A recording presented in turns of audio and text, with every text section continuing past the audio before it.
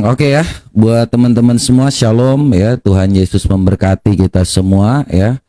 Kita hari ini akan diskusi dengan Muslim lagi ya, yaitu temanya tentang sumber kekristenan ya, sumbernya dari mana. Dan teman-teman semua yang udah hadir, yang udah selalu bersama-sama di room ini, kita akan belajar bagaimana sumber kekristenan itu berasal. Dan kita akan memulai dengan yang namanya segala sesuatu, bahwa Allah orang Kristen itu adalah Allah yang hidup, Allah yang benar, Allah yang nyata. Ya, Allah yang tahu segala kebutuhan manusia dan segala sesuatu. Allah yang kita sembah itu tentu saja una substantia tres in personae, Allah Tritunggal, satu hakikat dengan tiga pribadi. Dan dari mana kita mengetahui apa yang ada ya, yang berasal, yang benar ya, yang nyata? Karena Tuhan Yesus itu telah nyata hadir ke dunia ini, karena begitu besar kasih Allah akan dunia ini sehingga Ia telah mengaruniakan anaknya yang tunggal, supaya setiap orang yang percaya kepadanya tidak binasa melainkan beroleh hidup yang kekal. Makanya kalau kita mengetahui tentang kekristenan, tentang Tuhan Yesus Kristus, itu tentunya berasal dari Alkitab, teman-teman. Ya, Alkitab ini siapa yang menulisnya? Ya, kita baca dalam 1 Yohanes 1 ayat 1 ya. Nih ya.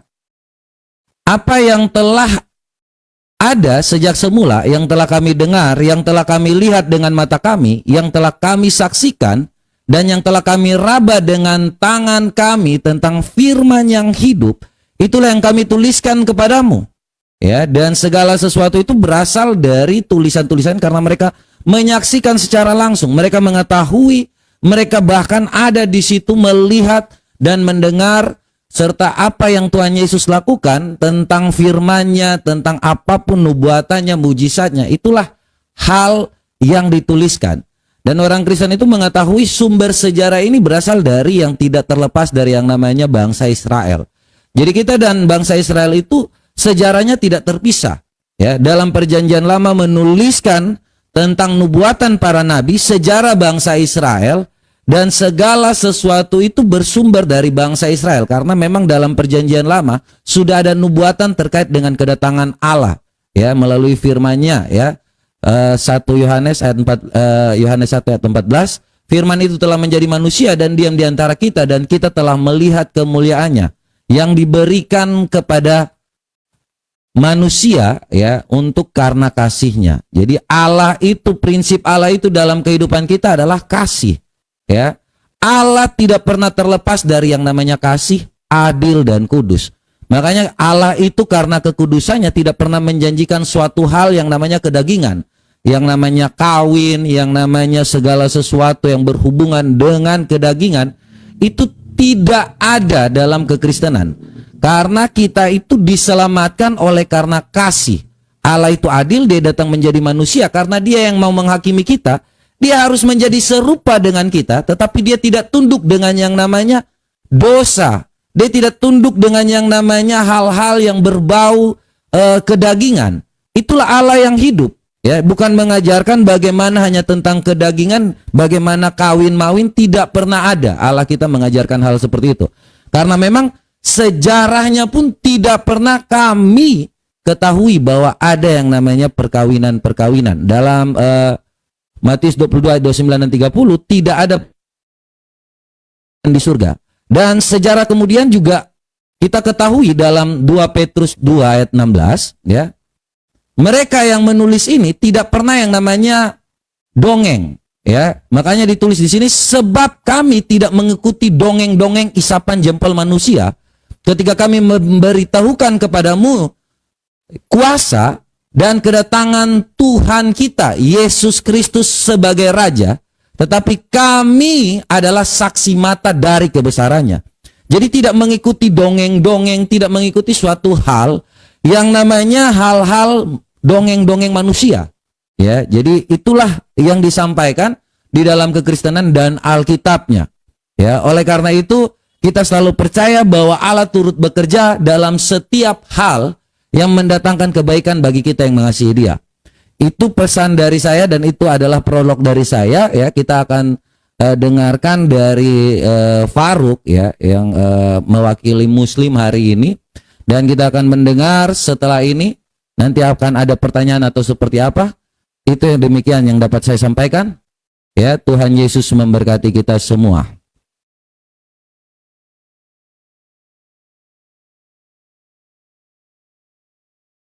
Silakan. Oke.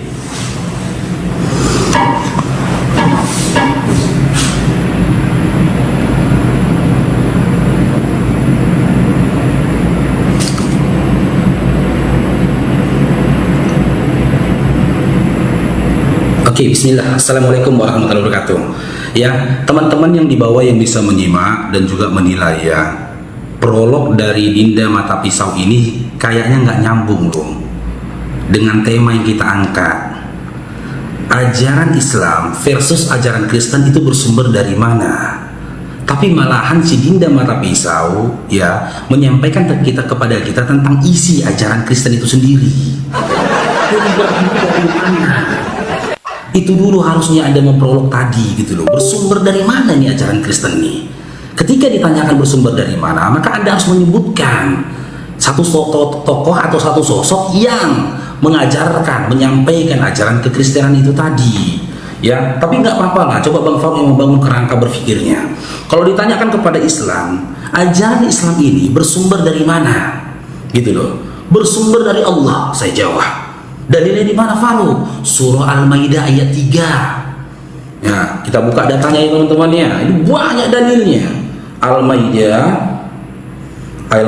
ayat 3. Nih. Bersumber dari Allah. Tapi tadi Dinda Mata Pisau tak menyebutkan ya, bersumber dari siapa ajaran kekristenan itu tadi. Nih. Diharamkan bagimu memakan bangkai, darah, daging babi dan hewan yang disembelih bukan atas nama Allah, yang ditercekik, yang dipukul, yang dijatuhkan, yang jatuh, yang ditanduk dan diterkam binatang buas, kecuali yang sempat kamu sembelih. Diharamkan pula apa yang disembelih untuk berhala. Demikian pula mengundi nasib dengan azlam atau anak-anak, karena itu sebuah perbuatan fasik. Pada hari ini orang-orang kafir telah putus asa untuk mengalahkan agamamu. Oleh sebab itu janganlah kamu takut kepada mereka, tetapi takutlah kepadaku. Pada hari ini telah aku sempurnakan agamamu untukmu, telah aku cukupkan nikmatku bagimu, dan telah aku ridhoi Islam sebagai agamamu. Faruk Kristen dulu, ya, Bang Faruk tidak dapatkan ayat dalam Bible di mana Yesus berkata, pada hari ini telah aku sempurnakan Kristen sebagai agamamu, telah aku cukupkan nikmatku padamu, dan aku telah ridhoi Kristen sebagai agamamu. Gak ada. Gitu loh. Terus dalil berikutnya di mana? Di dalam surah Ali Imran ayat 85. Yang menjadi legalitas bagi kami ketika kami mengatakan ajaran Islam itu bersumber dari Allah yang dibawa oleh Nabi Muhammad SAW. Di situ di dalam surah Ali Imran ayat 85 Allah berkata, ya Allah berfirman, di luar dari Islam Allah tidak menerima agama selain daripada Islam. Berikutnya di dalam surah Al-Baqarah ayat 132, Nabi-nabi terdahulu pun mewasiatkan, termasuk Abraham, Ibrahim, kepada anak keturunannya, janganlah kau mati kecuali dalam keadaan muslim. Muslim itu sebutan terhadap pribadi dari sosok Islam itu sendiri. Begitu juga Ali Imran 102, jangan kau mati kecuali dalam keadaan muslim. Gitu loh. Yang berikutnya, lalu ajaran Islam yang dibawa oleh Nabi Muhammad SAW, ya, aturannya itu berdasarkan Al-Quran dari Allah melalui malaikat Jibril alaihissalam. Datanya di mana? Dalam surah ayat 192 sampai 193 dan surah Al-An'am ayat 6. Di mana di sini dikatakan malaikat Jibril alaihissalam membawa Al-Quran yang menjadi hudalinnas, surah sebagai petunjuk untuk manusia. Kepada siapa? Kepada Nabi Muhammad SAW. Nanti silakan ya, karena prolognya Dinda Mata Pisau itu sudah gagal dan belum menjelaskan kepada kami, ya, belum menyampaikan kepada kami ini ajaran Kristen ini bersumber dari mana. Ya, saya tidak akan menanggapi apapun yang Anda sampaikan tentang isi dari ajaran kalian sebelum Anda, Dinda, tidak menyampaikan kepada kami beserta dengan ajaran Kristen ini bersumber dari mana. Apakah bersumber dari Musa? Apakah bersumber dari Yesus? Apakah bersumber dari Paulus atau bersumber dari tokoh-tokoh yang lainnya? Silakan berikan datanya. Di mana Yesus pernah menyampaikan tentang pengajaran Kristen atau menyebut Kristen? Pernahkah Musa atau bahkan Bapa dalam Yohanes 17 nomor 3 yang telah mengutus Yesus, apakah dia pernah melegalitaskan ajaran Kristen itu sendiri? Silakan Anda sebutkan sumber dari mana, bersumber dari siapa, berikan dalil dan datanya nanti indahnya. Gak bisa teman-teman, kita tunggu dulu ya kejujuran narasi dari beliau ya, biar beliau yang menarasikan bersumber dari siapa itu ajaran Kristen itu sendiri. Silakan.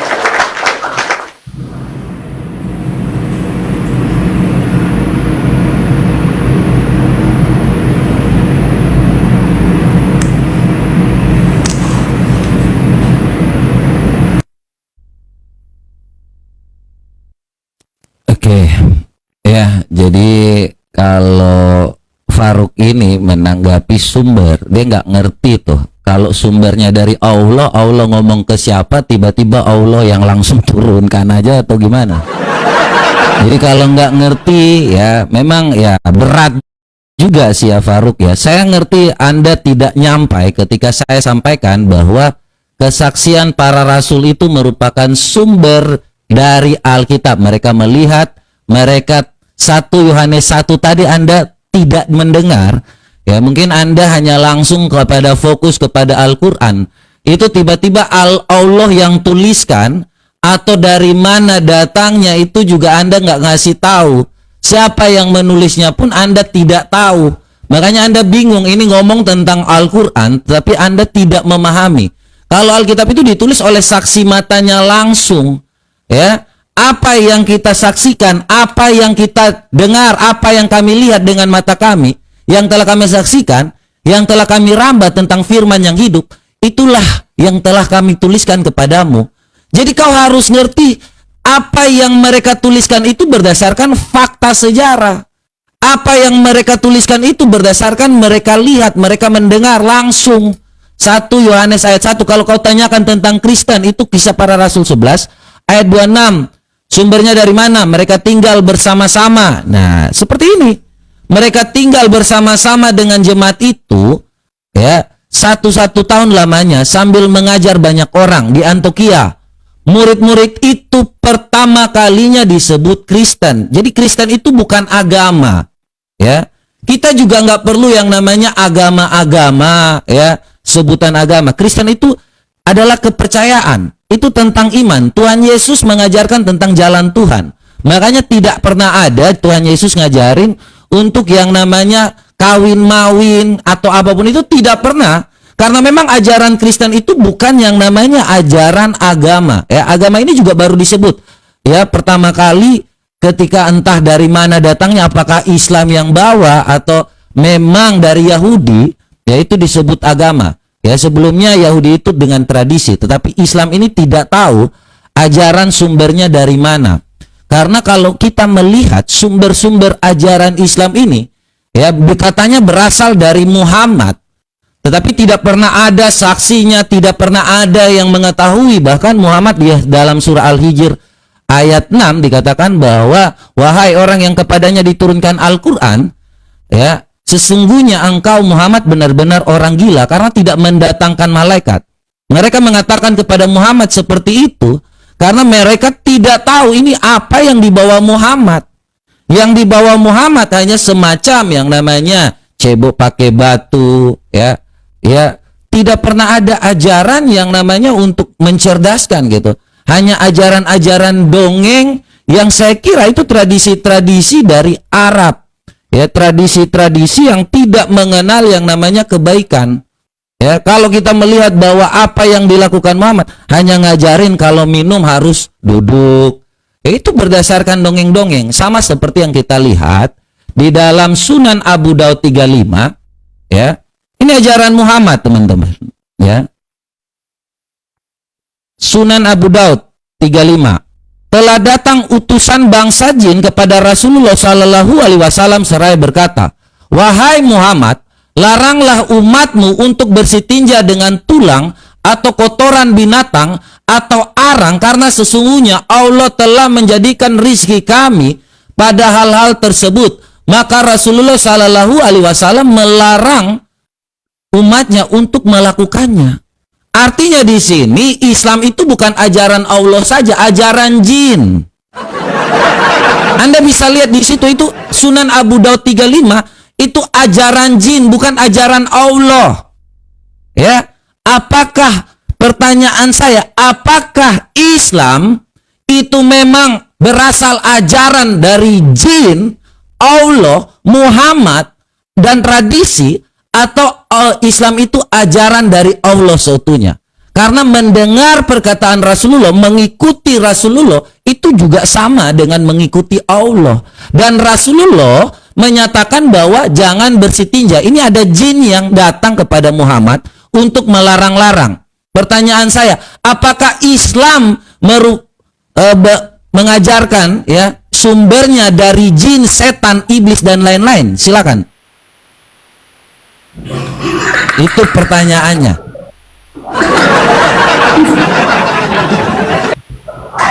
Nggak sanggup, udah langsung menghujat dia, menghujat dia. Gimana menghujatnya itu? Silakan Dinda. Kau yang memulai ya, silakan. Di mana menghujat? Silakan. Iya, nggak apa-apa, lanjut, silakan. Oke, teman-teman, ya, apa yang dikatakan si Dinda mata pisau ini, ya, dia pikir, dan ketika dia menunjukkan kebenciannya kepada Nabi Muhammad SAW dengan olok-olokan yang disampaikan kepada dia, bisa menghancurkan Islam, malahan menambah keimanan umat Islam. Karena apa? Benar kata Allah di dalam Al-Quran, dalam surah Az-Zukhruf ayat 43. Apa kata Allah? Dan setiap kali datang kepada mereka seorang Rasul, ya, mereka melainkan selalu memperolok-olokannya. Makanya saya bilang buat adik-adik Kristen, untuk kalian menghancurkan Islam dan membatalkan Quran itu mudah. Buktikan kesalahan Quran dengan tidak ada satupun di antara kalian yang menghujat Nabi Muhammad SAW. Kuberikan kepada kamu surah Al-Qalam ayat 4. Ini dia. Quran surah Al-Qalam ayat 4. Sebelum kamu lanjutkan hujatanmu terhadap Nabi Muhammad SAW, nih, Allah langsung yang mengatakan, sesungguhnya engkau benar-benar berbudi pekerti yang agung. Di dalam Bible tidak ada dikatakan Bapak sesungguhnya Yesus memiliki budi pekerti yang agung. Bagaimana punya budi pekerti yang agung? Orang keladai orang aja dicuri. Di dalam Bible juga tidak ada dikatakan Paulus punya budi pekerti yang agung. Bagaimana punya budi pekerti yang agung sementara dia aja membenarkan penipuan? Roma 3 nomor 7. Apapun narasimu tentang Nabi Muhammad SAW tidak akan diterima oleh kami. Karena apa? Yang mengolok-olok Nabi kami pemakan babi. Sementara legalitas tentang budi pekerti Nabi Muhammad SAW sudah ada dalam surah Al-Qalam ayat 4. Lalu kau bertanya, apa saksi? Siapa saksi? Bible itu dituliskan berdasarkan pengetahuan, penglihatan dari para saksi. Coba kita kaji, bener nggak ya? Kata si mata pisau ya, si mata setan atau mata pisau nih. Kelahiran Yesus Kristus adalah seperti berikut. Pada waktu Maria ibunya bertunangan dengan Yusuf, ternyata ia mengandung dari Roh Kudus. Oh, gini aja, yang ini aja kita bawa ya. Kalau memang para saksi ya, biar agak pedas sedikit. Bentar ya Dinda ya. Kita buka Lukas 1 nomor 31. Ini aja kita bawa. Ini. Ketika malaikat datang ke dalam kamarnya Maria, sesungguhnya engkau akan mengandung dan akan melahirkan seorang anak laki-laki, dan hendaklah engkau menamai dia Yesus. Jika memang Bible kau ini berdasarkan kesaksian dari para saksi, di mana Lukas ngumpet waktu malaikat datang ke kamar Maria? Di mana ngumpet? Di mana Lukas ngumpet? Di kamar mandi? Di bawah tempat tidur Maria? Di mana? Berarti Maria nggak wanita suci, di dalam kamarnya ada laki-laki. Gagal ya. Maria dikatakan wanita suci ya, gagal. Ternyata berdasarkan kekuatan si mata pisau, ya, Lukas menyaksikan di dalam kamar Maria ketika malaikat datang menemui dia. Makanya ditulis Lukas dalam Lukas 1 nomor 31.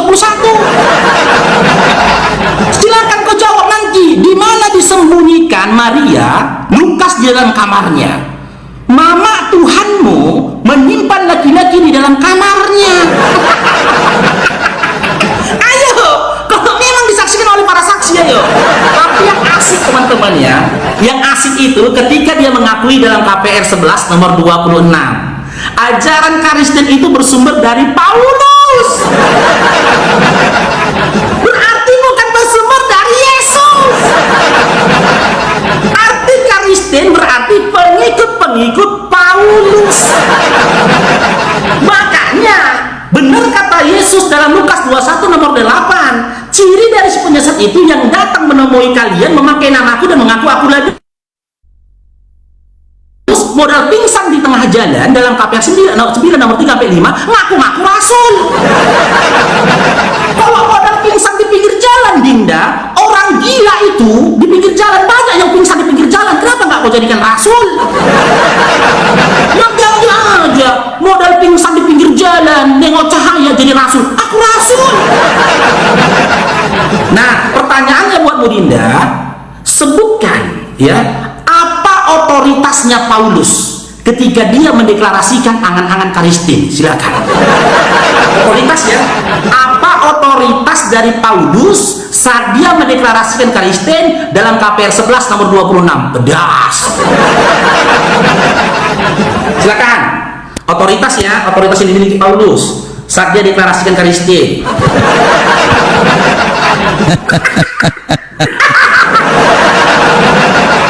Oke, ya. Lucu ya, modal pingsan Lucu ya. kan? Lanjut. Diam Faruk, giliran saya. Jadi kalau memang ya, saya tidak pernah yang namanya menghujat. Ya, ini perkataan memang ada. Kalau dibilang menghujat di mana? Ya, memang Muhammad disebut gila ketika waktu dia dikatakan, dan mereka berkata, wahai orang yang kepadanya diturunkan Al-Quran, sesungguhnya engkau Muhammad benar-benar orang gila. Mengapa engkau tidak mendatangkan malaikat kepada kami jika engkau termasuk orang benar? Di mana di situ saya menghujat? Orang Quranmu yang mengatakan bahwa Muhammad itu orang gila kok. Kok tiba-tiba dibilang menghujat? Berarti Quranmu menghujat Muhammad. Allahmu menghujat Muhammad. Kau laporkan aja itu Allah menghujat Muhammad tuh. Kena yang namanya pasal 301 303 itu. KUHP yang baru itu. Itu Muhammad dikatakan gila, itu kau lapor Allahmu itu. Ya. Ketika kau ngomong tentang Lukas, apakah Lukas hadir di situ? Ya kita harus tahu ya bahwa Faruk ini nggak ngerti bahwa kesaksian itu didengar. Ya, bukan hanya tentang dia melihat langsung, dia mendengar cerita apa yang disampaikan, apa yang telah kami lihat, bukan dia hanya kami lihat, yang telah kami saksikan dan yang telah kami raba dengan tangan kami, itulah yang kami tuliskan. Jadi kalau kau tidak mengerti apa yang disampaikan itu, mereka menyelidiki, mereka mencari tahu kok bisa. Makanya ketika waktu di zaman Matius 2 ayat 1, ya ini jelas.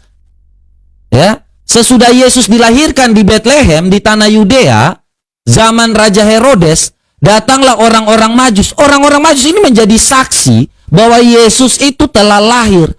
Ya, mereka mencari-cari tentang kedatangan raja orang Yahudi. Ya, tak kapan di mana itu jelas. Tuhan kami itu datang dengan jelas. Kalau kau tanya lagi tentang otoritas Paulus, Paulus itu dengarkan ya. Makanya ini kalau bingung ya seperti ini. Orang yang menyebut orang Kristen, jadi kalau di sini ini ada para murid-murid ya.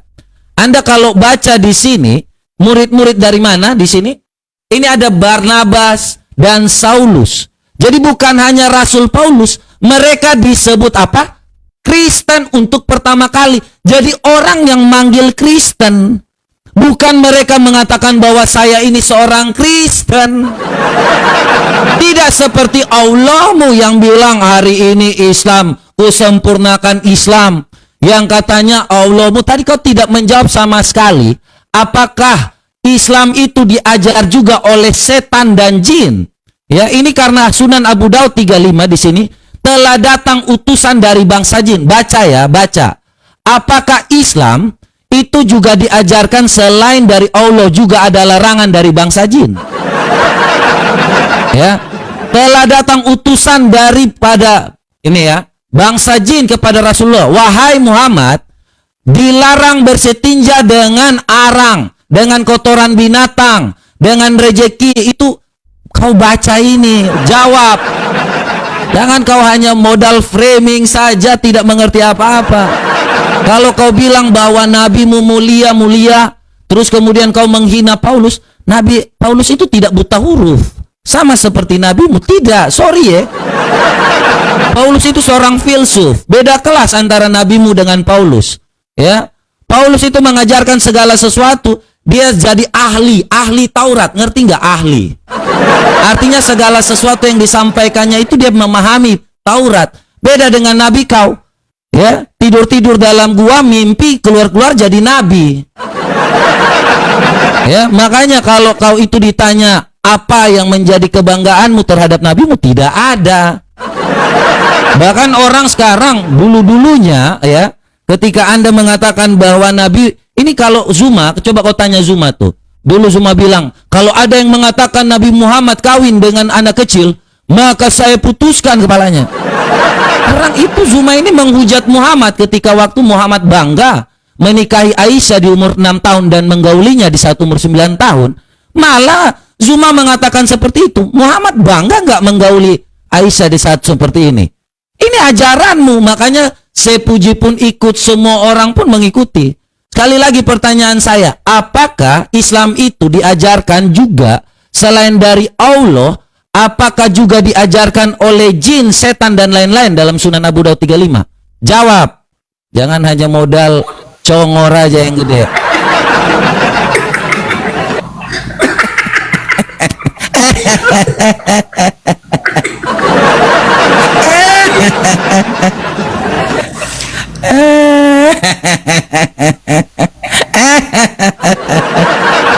Enak kalau kayak gini ya, enak banget, enak ini.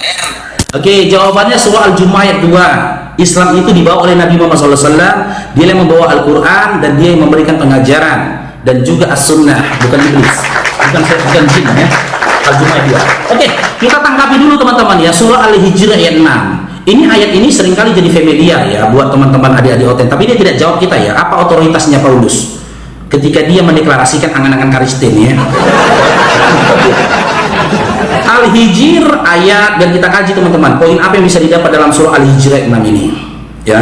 Mereka ini kan yakin kali dengan surah Al-Hijr ayat 6. Konsekuensi yang harus kalian terima Dinda ketika kalian mengutip Al-Hijr ayat 6 ada dua. Yang pertama, nih isinya, mereka berkata, wahai orang yang kepadanya diturunkan Al-Quran. Berarti si mata pisau dan juga teman-teman Kristen mengakui Nabi Muhammad SAW, kepada Nabi Muhammad SAW telah diturunkan Al-Quran. Ya kan? Itu poin pertama. Karena orang-orang pada masa itu mengatakan, wahai orang yang kepadanya diturunkan Al-Quran, sesungguhnya engkau Nabi Muhammad benar-benar orang gila. Tapi dibela Allah langsung dalam surah At-Takwir ayat 22 gitu loh. At-Takwir ayat 22. Apa kata Allah di sini? Nanti kita mirroring teman-teman ya. Nih. Oh, Nabi Muhammad SAW itu bukanlah orang gila. Bagaimana dengan Yesus? Kita kaji. Apakah dia benar-benar gila? Pegangan klen. Nih, Markus 3 nomor 21 sampai 26, biar puas dulu aku Kita buka ya, nih. Ya, Markus 3 nomor 21. Kita mulai dari nomor 20. Nah, ini mana dia? 21. Waktu kaum keluarganya mendengar hal itu, mereka datang hendak mengambil dia, sebab kata mereka, ia tidak waras lagi. Yang mengatakan Yesus tidak waras lagi siapa? Kaum keluarganya. adakah ayat dalam Bible dari kitabnya Matius, Markus, Lukas, Yohanes sampai dengan Paulus membela Yesus atau bahkan Bapa terdengar suaranya dari langit mengatakan sesungguhnya Yesus tidak gila? Ada nggak? Nggak ada. Nggak ada. Bahkan Yesus sendiri tidak menolak ketika dikatakan gila. Jangan-jangan benar-benar gila. Kita uji ya, ketika Yesus dikatakan gila, tidak waras lagi, apakah jawaban dari Yesus ini nyambung? Membuktikan bahwa dia waras, kita uji teman-teman. Dia dikatakan tidak waras lagi kan? 22. Ahli-ahli Taurat datang kepada Yerusalem, berkata, ia kerasukan Beelzebul, mak Tuhan kerasukan mbak. Dan dengan pemburu setan, dia mengusir setan. Yesus memanggil mereka lalu berkata kepada mereka dalam perumpamaan. Tuh nih, nggak nyambung, pantas dibilang gila. Bagaimana iblis dapat mengusir iblis katanya?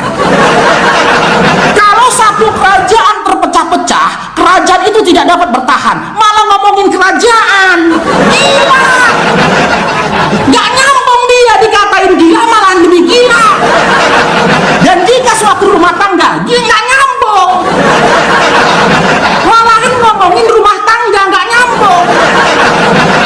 Demikian juga kalau iblis berontak. Nah, lebih parahnya lagi bang, ketika dia dikatakan tidak waras lagi, dia berkata dalam ayat 27-nya, tetapi tidak seorang pun dapat memasuki rumah seorang yang kuat untuk merampas harta bendanya apabila tidak diikatnya dulu orang kuat itu. Ngajarin rampok.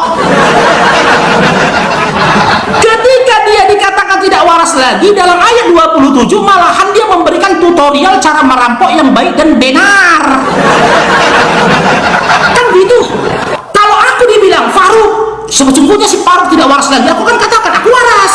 Tapi ketika Yesus dikatakan tidak waras lagi, entah kemana-mana jawabannya, entah kemana-mana.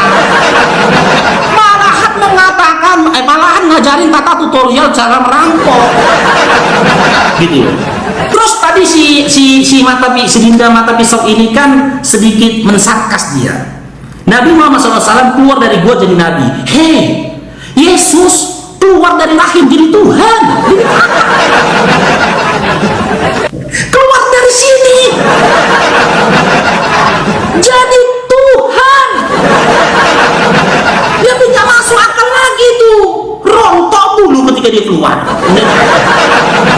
Jawab Dindanya. Belum kau jawab pertanyaanku. Sebut otoritas apa yang dimiliki Paulus ketika dia mendeklarasikan Kristen dalam KPR 11 nomor 26. Silakan.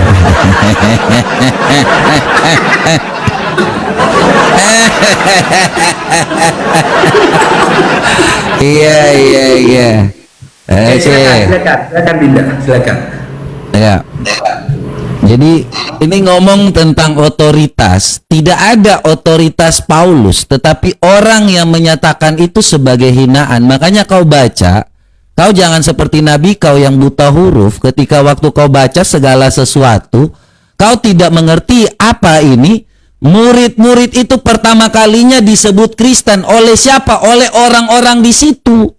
Jadi bukan mereka manggil-manggil saya ini Kristen, saya ini otoritasnya Kristen, saya disebut Kristen. Mereka menyebut sebagai yang namanya hinaan. Tetapi Kristen itu lahir dan tumbuh secara utuh. Walaupun itu dalam hinaan, Kristen itu sebenarnya disebut hinaan. Ya.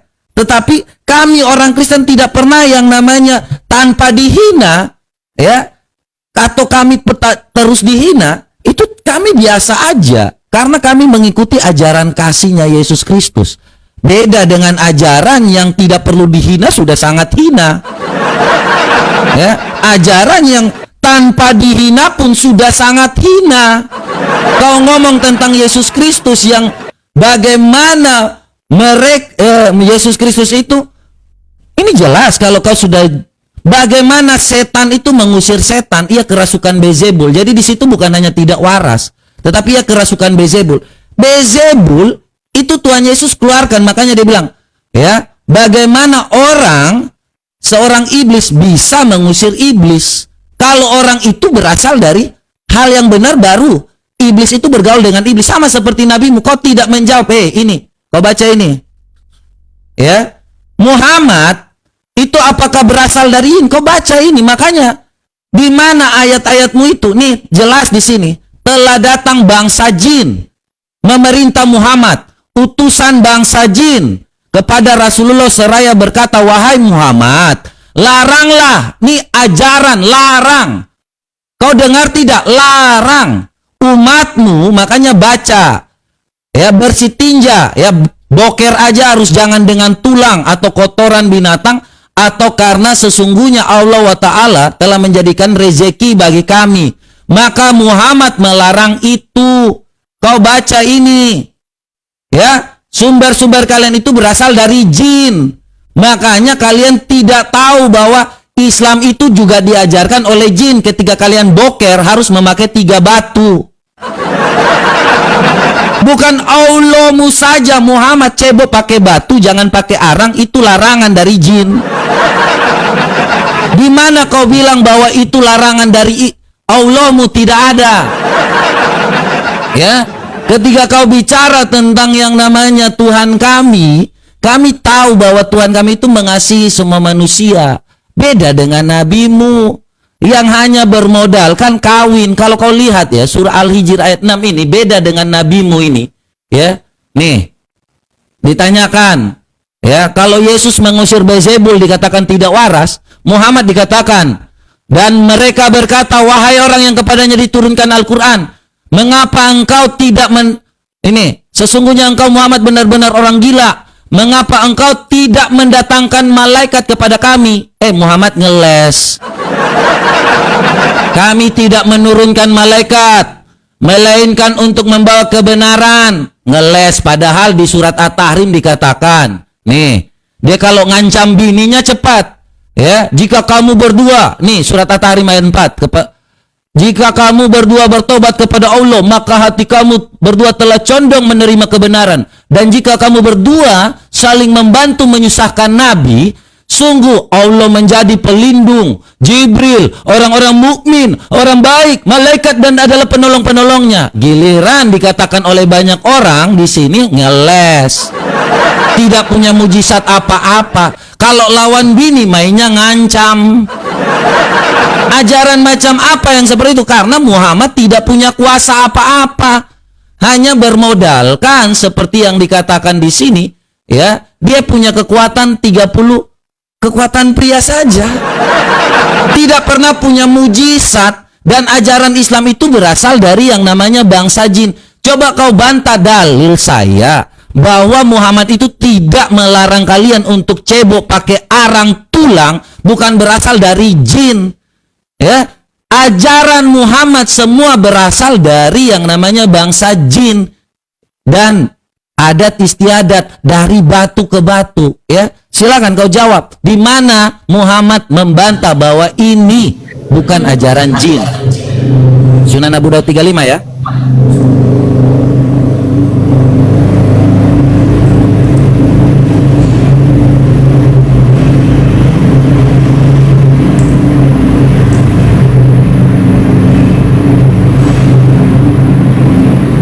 Ya, play dulu biar cepat. Nanti baru cari datanya di situ.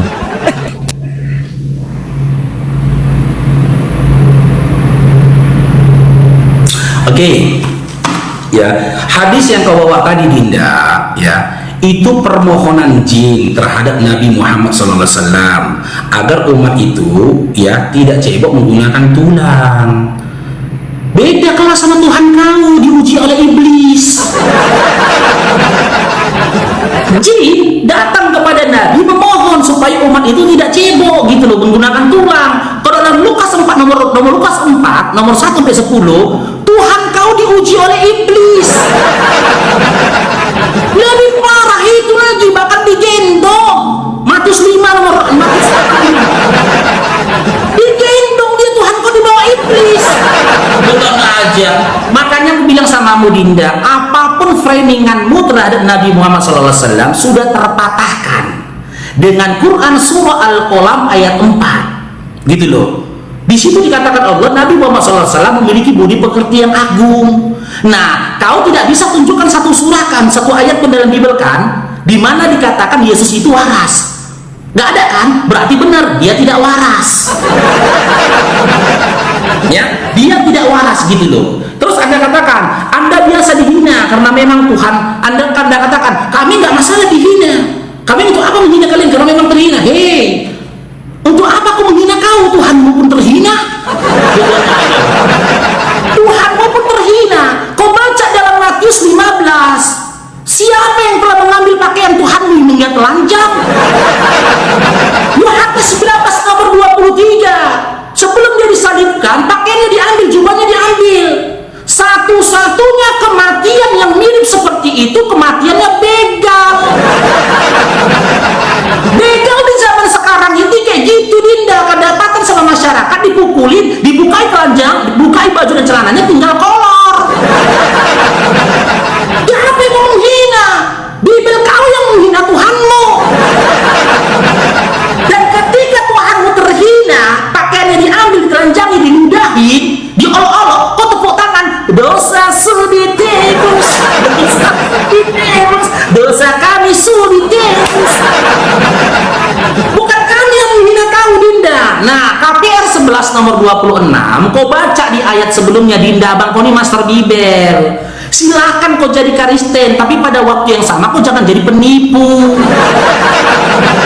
Di ayat sebelumnya, Barnabas pergi mencari Paulus, lalu membawa Barnabas dan Paulus pergi ke Antioquia menemui murid-murid. Nah, nomor 26, nomor 26-nya dikatakan, disitulah untuk kali pertamanya murid-murid itu disebut dengan Kristen. Siapa yang mendeklarasikan Kristen di situ? Paulus, Dinda, Paulus. Berarti Kristen itu bukan ajaran Yesus, tapi ajarannya Paulus. Gitu loh. Bukan ajaran Yesus, melainkan ajarannya Paulus, ya. Dan yang ku sampaikan lagi kepadamu, Dinda, pertanyaanku belum kau jawab. Ya, jangan kau ngeles. Paulus lah yang menyebut mereka itu Kristen di Antioquia untuk kali pertamanya. Maka muncul pertanyaan, apa ini otoritasnya? Gitu loh. Apa otoritasnya Paulus ketika dia mendeklarasikan angan-angan Kristen itu tadi? Gitu loh. Nah, sekarang saya tunjukkan sama kamu datanya.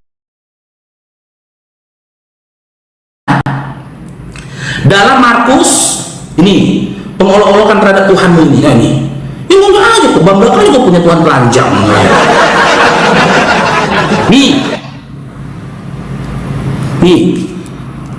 Tuhan di hadapan Pilatus, dia diri Tuhan. Nih, perikopnya ya kan, karena kan orang Kristen baca Bible itu kan pakai perikop ya. Tuhan dijatuhi hukuman mati. Aduh. Makanya aku bilang, apa yang diajarkan Paulus ini lawak-lawak. Nih, kau dengar lagi nih. Prajurit-prajurit mempermainkan Tuhan Kristen. Aduh. Ngapain kami mempermainkan lagi? Prajurit-prajurit sudah mempermainkan Tuhan kau. Enggak aja kau. Ini data ya. Tuhan disalibkan. Apa lagi nih? Tengok nih. Meninggal Tuhan. Meninggal Tuhan kau. Bukan lagi ngolok-ngolok ya. Silakan Dinda, sebutkan apa otoritasnya Paulus ketika dia mendeklarasikan Kristen. Udah selesai ya, ternyata antara Kristen dengan Yesus nggak ada urusannya. Antara Kristen dengan Yesus nggak ada urusannya, karena memang Paulus lah yang mendeklarasikan Kristen.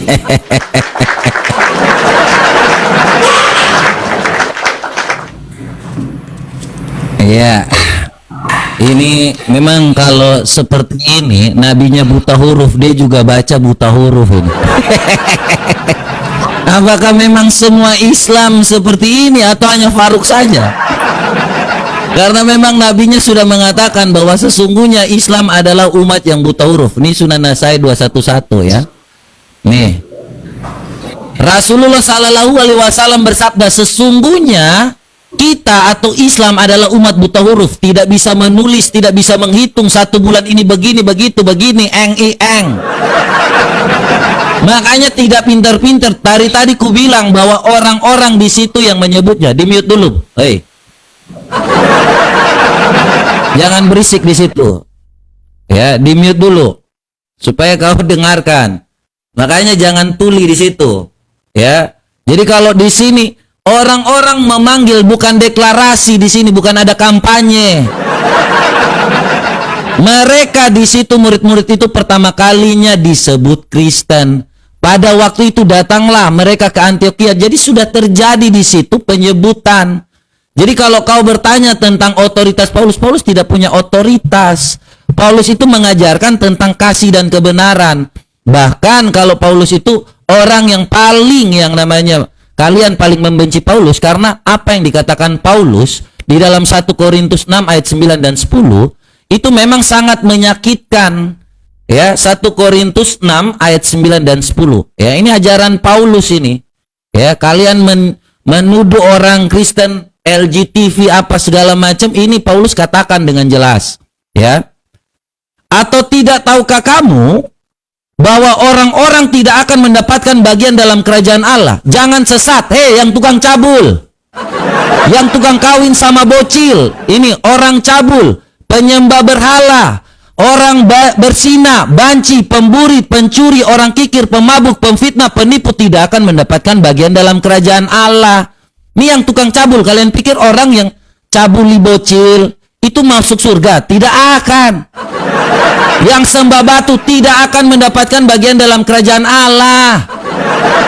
Jadi kalau ada manusia yang tukang cabul, kawin sama anak kecil, itu tidak akan mendapatkan bagian dalam kerajaan Allah. Itu sudah Paulus katakan. Ya, termasuk LGTV, banci, pemburit, pencuri, orang kikir, pemabuk tidak akan mendapatkan bagian dalam kerajaan Allah. Makanya orang-orang yang kalau membenci Paulus dipikir bahwa Paulus ini yang mengajarkan Kristen. Framing kalian. Paulus itu tidak yang namanya mengambil keuntungan dari apa yang diajarkan. Dia tidak mengajarkan untuk mendapatkan harta, tahta, dan wanita. Beda dengan nabimu. Ngomong-ngomong bahwa dia nabi, dia boleh kawin aja, dikhususkan. Engkau boleh menggauli siapapun yang engkau kehendaki. Al-Azab 51. Nabi boleh khusus. Kalian ini, Islam, hanya batas sampai 4. Nabi itu berapa ya? Ya, apakah nabi ini spesial? Ya, kalau kau bilang bahwa nabi ini paling spesial, di mana spesialnya? Tidak ada mujizat apa-apa, hanya kerjanya kawin. Kau lihat ini, ya. Kalian itu disuruh untuk berapa istri? Muhammad ada berapa istri? Nabi Shallallahu Alaihi Wasallam menggilir istrinya dalam satu malam itu 9 orang. Ya, dalam satu malam ini hanya kekuatannya dia hanya ini. Dan tadi kau mengatakan bahwa ini permohonan bangsa jin. Sejak kapan ini memohon? Dia perintah si Muhammad. Nabi kau diperintah. Nih, baca. Ini dalilnya sahih ya. Jangan kau asal-asal ngomong bahwa ini adalah yang namanya permohonan. Sejak kapan ini permohonan? Perintah. Baca di situ. Muhammad, woi, laranglah umatmu untuk bersetinja dengan tulang, kotoran binatang, karena sungguh. Jadi dia larang, woi. Bukan yang namanya mohon. Kata memohon itu, ya Muhammad, tolong, jangan kalian makan. Ini melarang, laranglah. Perintah itu. Dari jin kepada Muhammad. Di mana Muhammad membantahnya? Tidak ada. Muhammad juga ikut melarang. Makanya kutanya kau, di mana Muhammad membantah bahwa itu bukan ajaran Islam, itu bukan berasal dari bangsa jin. Kau satu pertanyaan saya tidak kau jawab ini. Di mana Muhammad melarang bahwa di mana Muhammad mengatakan bahwa Islam itu bukan ajaran dari bangsa jin? Jawab. Dengar cengir aja kau. Kepanasan itu teman-teman. Kepanasan dia. Oke, silakan Dinda. Kepanasan dia. Aku udah bilang tadi sama kau Dinda, bebuih pun menurut kau menghujat Nabi kami, memframing Nabi kami kepada perilaku yang tidak baik, itu semakin menambah keimanan kami. Jelaskan, tidak katakan Al-Quran, tanda dari kenabian Nabi Muhammad SAW, dia akan diperolok-olok. Makanya aku bilang, kalian Kristen bisa membuktikan kesalahan Quran dengan cara satu pun dari kalian tidak ada yang mengolok-olok Nabi. Salah Quran. Tapi ketika kau mengolok-olok Nabi, tambah keimananku, benar kata Allah. Itu salah satu bukti tandanya Nabi Muhammad SAW itu Nabi, dia diolok-olok. Nih, nah dalam surah An-Naml ayat 6, dan sesungguhnya engkau Muhammad benar-benar telah diberikan Al-Quran dari sisi Allah, bukan dari jin yang maha bijaksana, maha mengetahui melalui proses apa. Dan sungguh Al-Quran ini benar-benar diturunkan oleh Tuhan seluruh alam, yang dibawa turun oleh Ar-Ruh, yaitu Al-Amin. Siapa itu? Jibril, bukan jin. Selesai kan? Nah teman-teman, dia sudah akui tadi, Paulus itu tidak punya otoritas ketika dia mendeklarasikan Kristen. Jangan kau jadi pendusta, Dinda. Ya, terima kasih atas kejujuranmu, Dinda. Ya, ternyata ya Kristen itu lahir dari angan-angan dan hayalan Paulus ketika model pingsan di pinggir jalan. Nggak punya otoritas dia, karena kepada dia nggak diturunkan kitab. Tidak ada satu kitab pun yang ditulis Paulus untuk Kristen di Indonesia. Bahkan Kristen di Indonesia tidak punya otoritas terhadap Paulus, karena tidak ada satu surat Paulus pun yang berjulur Indonesia. Surat Paulus itu Efesus, Galatia, kan gitu, Roma, Korintus dan yang lainnya. Nggak ada Indonesia. Cuman karena kau takut nggak punya Tuhan, kau ambil kitab Paulus, kau bawa kemari, sesatlah kau. Nah, terus kau bilang dalam surat Paulus dia mengatakan yang cabul itu ya nggak akan dapat tempat di dalam kerajaan surga. Oke, kita kaji ya. Siapa yang cabul nih? Matius 21. Matius 21. Kita kaji nih ya. Siapa yang cabul? Aku sepakat kata Paulus tuh. Gak masuk kerajaan surga dia. Nih, waktu Yesus dan kami para muridnya sudah dekat Yerusalem, kami tiba di desa Betfage yang berada di kaki bukit Zaitun. Lalu Yesus menyuruh 2 orang muridnya berjalan lebih dahulu dengan berpesan kepada mereka, pergilah ke desa yang di depan itu. Begitu kalian masuk, kalian akan melihat seekor keledai betina terikat bersama anaknya. Lepaskanlah keduanya dan bawalah kepadaku. Yang jadi pertanyaannya, kenapa keledai betina, Dinda? Ada apa antara Yesus dengan keledai betina? Kalau dia tadi kawin punya istri, aku nggak berpikir yang enggak ya. Itu yang pertama. Yang kedua, dia punya kemaluan. Lukas 1 nomor 21, dia disunat, punya nonot. Oke? Jangan kau bilang nggak bangun ya. Jangan kau bilang ininya nggak bangun, menghujat kau. Jangan kau bilang nggak bangun. Di sisi yang lain dia nggak punya istri. Disconnected. Dia nggak punya istri ya. Silakan jelaskan kepada kami kenapa mesti keledai betina. Ada apa antara Yesus dengan keledai betina, Dinda? Ada apa? Ada apa?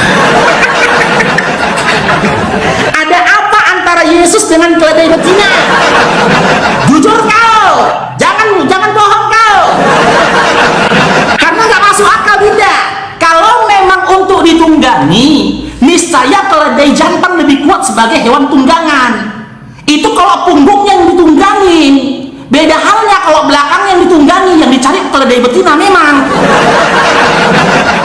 Kalau ke punggung keledai itu ditunggangi, pasti dicari keledai jantan, ya kan? Tapi kalau belakangnya yang ditunggangi, yang dicari memang keledai betina. Silakan kau jelaskan. Aku sepakat dengan perkataan Yesus Paulus tadi. Perbuatan cabul itu nggak sampai ke dalam kerjaan Allah, nggak sampai. Jangan nangis lah kau. Aku nggak berpikir kemana-mana loh, mata besar. Aku nggak pikir kemana-mana. Aku masih polos ya, Kalau masih polos aku ya. Ini berupa pertanyaan ya, dengan kepolosan aku ya. Kenapa keledai betina? Ada apa antara Yesus dengan keledai betina? Ayo, silakan. Ya, jujur aja. Kita laki-laki sama laki-laki, jujur aja. Masalahnya itu punya kelamin, tapi tidak kawin gitu loh. Iya. Kenapa keledai betina?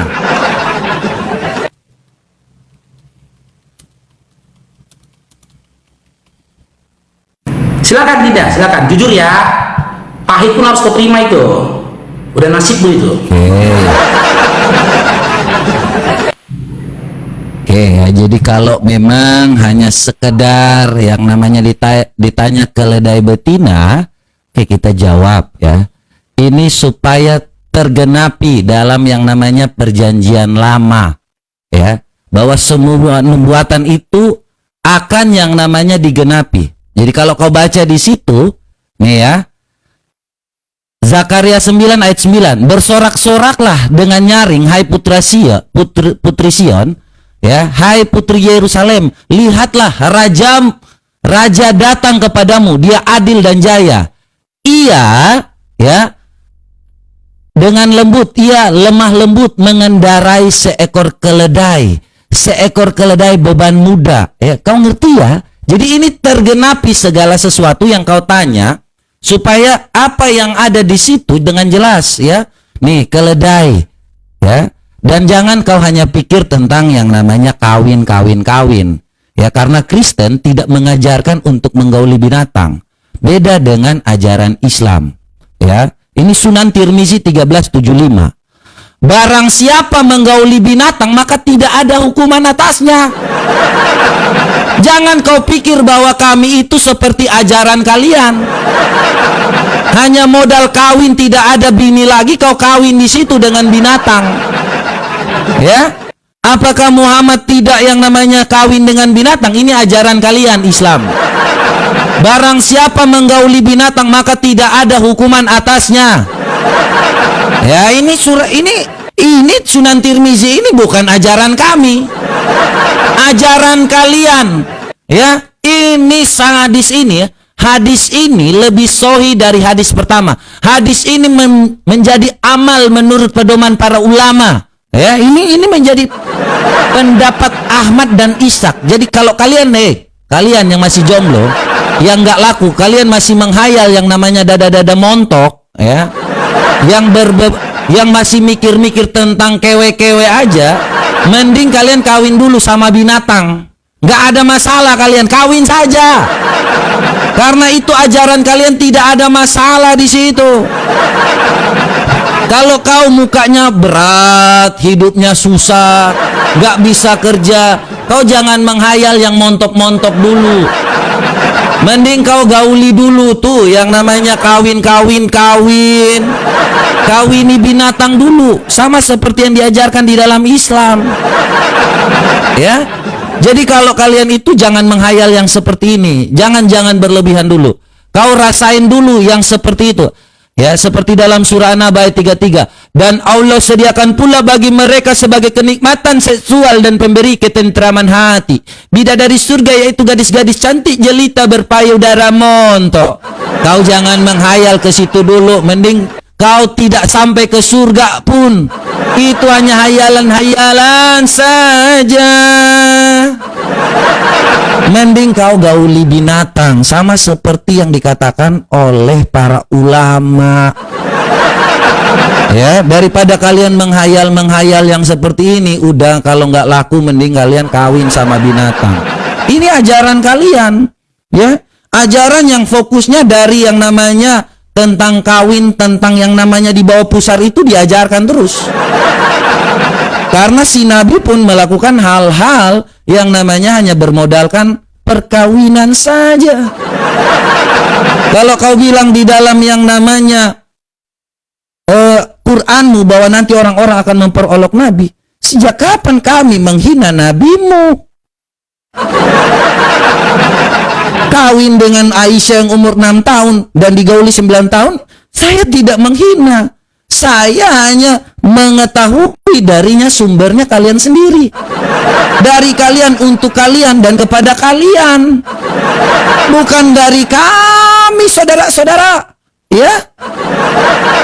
Kalau kau menghina Tuhan kami, kau pikir-pikir dengan simbol seperti ini, kami tidak akan membalas. Karena Yesus itu mengajarkan tentang kasihilah musuhmu dan berdoalah bagi mereka yang menganiaya kamu. Kami percaya bahwa yang menghina ajaran kami, itu tak perlu dihina, sudah sangat hina. Tanpa dihina pun sudah sangat hina. Ngapain kamu harus menghina? Ya, kau tanya, di mana, sekali lagi, di mana di sini yang katanya ini larangan, ini Islam itu apakah bersumber dari Jin, nih kau bantah dulu, apakah Muhammad pernah yang namanya melarang untuk tidak yang namanya menyembah batu, jin, setan? Sudah saya jawab. Muhammad tidak pernah melarang itu. Mana jawabannya ini? Sudah saya kasih tadi ayat Quran bersumber dari Allah, ajaran Nabi. Jangan pura-pura gila lah. Sebentar. Ini hadis, bukan Quran, brother. Ini hadis, brother. Dalam Quran tadi ajaran Nabi itu bersumber dari Allah. Kan udah saya kasih tadi dalilnya, gitu loh. No. Ini bukan Quran, brother. Ini Tahu. hadis. Oke. Bukan Quran. Oke, di mute. Sudah saya jawab tadi itu di mute. Oke, ini teman-teman ya. Makanya hadis yang dia beri tadi itu nomornya masih panjang runutannya, teman-teman. Ya, itu masih panjang. Dimulai dari hadis Tirmizi 1455. Yang dia bawa itu selanjutnya sama-sama Tirmizi nih. Ya, berdasarkan dari sini nih, siapa saja yang kalian jumpai bersetubuh dengan binatang, maka bunuhlah dia dan bunuhlah hewan yang jadi korban. Jelas ya?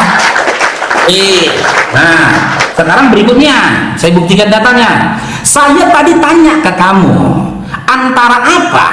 Ada apa antara Yesus dengan keledai betina? Kau bawa Zakaria 9 nomor 9. Makanya kau bilang silakan kau jadi Kristen, tapi kelakuan jangan kayak setan. Kenapa kau bilang kelakuan jangan kayak setan? Yohanes 8 nomor 40 sampai 44. Bapak segala dusta, setan. Di dalam Zakaria 9 nomor 9 nggak ada dianjurkan, nggak ada dinubuatkan bahwa keledai betina, nggak ada. Ngarang kamu. Abang kau ini master bibel. Ini kita buka ayatnya teman-teman ya. Ini nipu aja, kau jadi Kristen nipu aja. Nggak ada di sini dikatakan keledai betina. Tengok nih.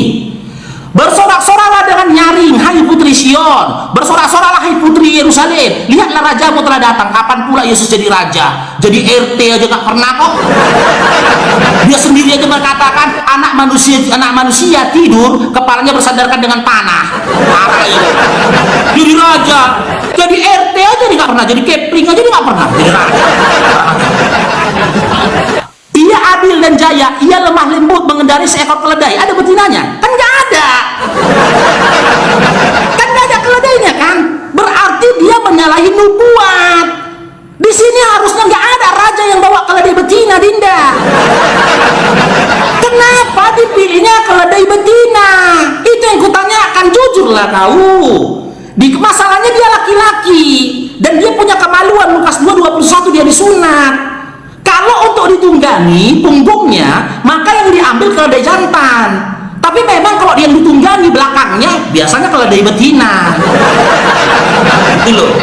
Terus kau bilang, ini ajaran Islam menggauli binatang. Hei Dinda, kau tahu diri nggak? Makanya kau masuk Kristen karena kau nggak tahu Bibel kau. Satu-satunya yang katanya kitab suci, di surganya ada kawin mengawin, kitabnya Kristen. Di surgamu ada kawin mengawin, cuman kau skip. Nih, yang membenarkan perkawinan dengan binatang kitab kau. Nangis kau. Nih. Marilah kita bersukacita dan bersorak-sorai dan memuliakan dia karena hari perkawinan anak domba. Domba binatang enggak? Dan pengantinnya sudah siap sedia. Siapa pengantinnya? Kristen. Disahkan kau kawin sama binatang domba. Masalahnya Dinda mata pisau, domba itu Bani Israel. Besarnya itu bukan segini, tapi segini. Kalau kau perempuan, oke, nggak masalah gitu loh. Ini kau baca lagi dalam Wahyu 5 nomor 6. Domba itu bermata 7, bertanduk 7. Matanya aja 7, tanduknya 7, berarti nonotnya juga 7. Mau ditaruh kemana ke 7 nonotnya ini? Taruh kemana? Oke lah, 1 taruh ke lubang pantatmu, 1. 2 taruh ke mulutmu, 4 taruh ke telingamu, 6 taruh ke lubang hidungmu, 1 lagi taruh kemana?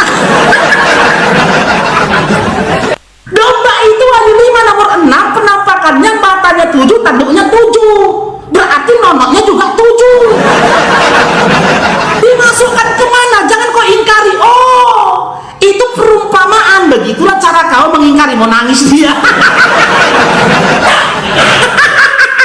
Mau nangis dia. Mau nangis dia. Kau jawab nanti Dinda ya. Mata 7, tanduk 7, berarti nono 7. Ditaruh kemana ke 7-7-nya itu? Taruh kemana?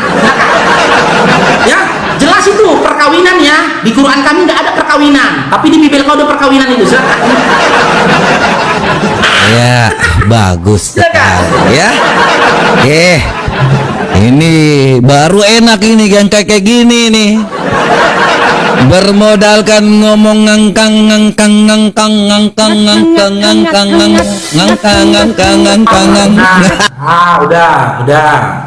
Udah nggak benar kan masak musik dia teman-teman. Udah boleh menghujat dia. Masak musik dia nggak bisa. Udah mulai dia kan masang lagu dia. Udah masang lagu dia itu udah nangis tuh. Nggak bisa. Jangan pakai musik-musik. Kan? Udah keluarkan lagu kau, lagu hujatan kau, udah nangis kau, udah mulai menghujat kau, udah diam kau, udah nangis kau, udah keluar lagu-lagu kau, ngangkang, udah ada lagi, udah nggak ada, udah menghujat kau, nangis aja kau. Kau terima kenyataan itu, mata 7, tanduk 7, nonok 7, taruh mana 7-7-nya? Nggak ada lagi itu, udah menghujat ya teman-teman, udah mulai menghujat. Udah gitu, makanya udah merah mukanya, udah nggak usah kau lagi. Tangan, udah. Kalau udah nggak sanggup lagi, kau udah. Kalau nggak sanggup lagi, kau udah. Jangan kau paksakan lagi Dinda, udah nangis kau tuh. Udah. Masalahnya gitu, dia kalau udah diputarnya lagu itu, aku udah bikin perjanjian tadi ya sama moderator dia yang mengundang. Aku udah bilang jangan sampai dia memutar lagu hujatan. Ini kesepakatannya, ini ya, nih kutunjukkan nama kalian DM-nya, di buktinya. Ini udah kesepakatan. Dia melanggar, selesai diskusinya ya, percuma. Ini ya, kutunjukkan nama kalian ya, buktinya ya. Siapa namanya itu orang dia ini? Bentar ya, nih. Nah,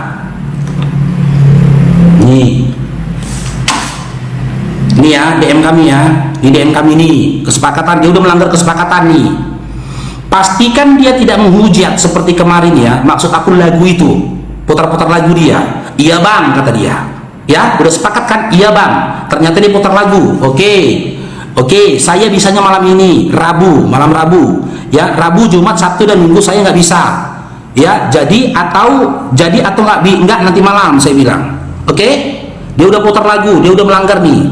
Udah melanggar aturan dia. Nggak bisa. Udah malu kok, udah. Udahlah, sakit kali, kasihan nanti teman-teman Kristen dengarkannya, udahlah. Ya. Udah, kau udah melanggar aturan, nggak bisa. Di dalam diskusi sekali aja kau langgar aturan, selesai diskusinya. Gak apa-apa teman-teman, waktu dia 5 menit tetap kita berikan. Waktu dia 5 menit itu tetap kita berikan. Ya, aku udah tunjukkan ya DM-nya ya. Perjanjian antara aku dengan yang mencocokkan aku diskusi sama dia udah tunjukkan. Jangan sampai dia putar lagu-lagu hujatan tadi gitu loh. Jangan sampai. Kalau apa dengan narasi? Percuma. Udah percuma itu. Wahyu 19 nomor 7, orang tahu kawin sama binatang kok. Ngapain kau tunjukkan lagi tuh? Al-Qalam ayat 4. Percuma, bebui pun mulut kau menghina Nabi kami, memburukan Nabi kami. Di hadapan Allah, Nabi kami itu memiliki budi pekerti yang agung. Al-Qalam ayat 4. Sungguh engkau Nabi Muhammad SAW memiliki budi pekerti yang agung. Tinggal itu. Gak akan kau jawab lagi pertanyaanku itu. Kemana ketujuh nonoknya ditaruh? Dia kok udah putar lagu tuh bang, udah menghujat tuh, udah kerasukan dia. nggak kuat mentalnya, sikit-sikit menghujat, sikit-sikit menghujat. Gak apa-apa teman-teman, kita kasih dia waktunya ya, tapi nggak usah kita dengarkan lagi narasi dia sampai nangis dia, kita bikin gitu loh. Percuma, udah aku kasih dalilnya ya, hadis Tirmizi juga itu disuruh bunuh orang yang menggauli binatang. Jadi daya jelas kok dalam Bibel kau Wahyu 19 nomor 7 dikawinin kok. Oh, udah gila itu, udah gila dia. Mau nangis tuh. Berapa apa dibilangnya, berapa apa dibilangnya. Mau nangis itu, apa?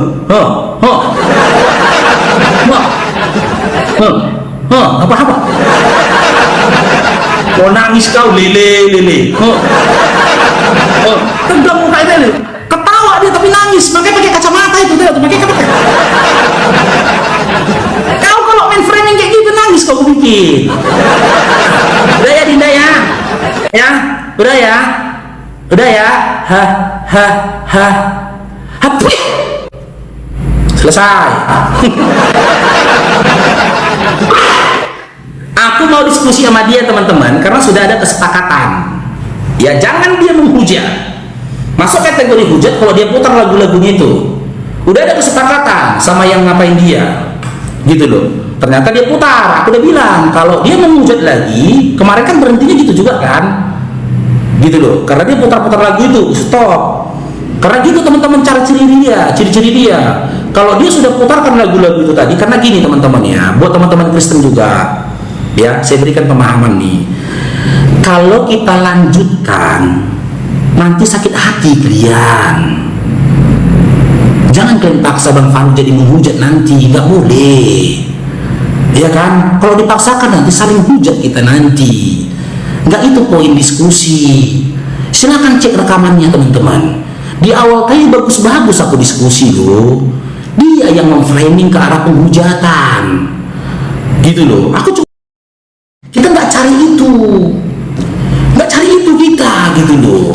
Tujuan kita berdiskusi, makanya di awal tadi aku bilang menghadirkan edukasi, bukan menghujat.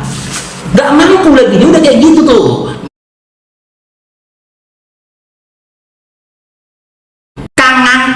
Kangen. Kalau mau ku balas, bisa ku balas. Ajaran siapa yang ngangkang keluar Tuhan? Coba. Kan nggak mungkin ku lanjutkan lagi kayak gitu kan. Tersinggung nanti, ada yang tersinggung nanti. Gitu loh. Di Quran kami ada dikatakan ngangkang. Nabi kami itu keluar dari Nabi kami dapat wahyu dua hiro, bukan dari selangkangan. Tuhan siapa yang keluar dari selangkangan? Tuhan siapa coba? Nggak cocok dinarasikan itu, sakit hati kalian nanti. Kalian pikirnya aku nggak punya bahan? Aduh, banyak bahanku. Cair dong barakallahu fikum, Bang. Banyak bahanku, nggak bisa. Kalau kalian harapkan aku emosi ketika kalian berbuat seperti itu, mimpi kalian, wallahi mimpi kalian. Banyak kali bahanku ini. Tapi aku nggak mau kau terluka gitu loh. Aku nggak mau teman-teman Kristen itu sakit hati, enggak gitu loh. Karena apa? Bang Faruk ini debaters yang profesional. Saya nggak mau menghujat. Kalau aku balas gitu, ngangkang keluar Tuhan, ngangkang. Iya, kita yang sakit kayak gitu, ngapain? Nggak boleh ya. Adik-adik Kristen, ya, abang-abang yang Islam, nggak boleh kayak gitu diskusi ya. Jangan kita berupaya saling menyakiti, gitu loh. Apakah si Faruk? Enggak. Aku kan udah bilang, apapun framingan dia terhadap Nabi Muhammad SAW, nggak ngaruh sama kami, nggak ngaruh. Ini baca ini surah Al-Qalam ayat 4 nih. Ini pegangan kami Quran. Mau framing kayak mana pun nggak ngaruh sama kami itu, nggak sakit hati ya kok. Orang yang ngata-ngatain pemakan babi kok. Nih. Sesungguhnya engkau Nabi Muhammad SAW benar-benar berbudi pekerti yang agung. Allah saja mengakui Nabi Muhammad SAW itu punya budi pekerti yang agung. Kalian framing kayak manapun itu nggak akan nyampe sama kami. Ya Ya jelaslah perkataan Allah kami dengar daripada perkataan pemakan babi yang nggak ngaruh. Nggak ngaruh itu. Kan Nabi Muhammad SAW itu banyak istri, menikahi bocil begini, nggak ngaruh itu. Karena apa yang mengatakan kau si pemakan babi dalam Yesaya 6:17 disuruh binasakan kau.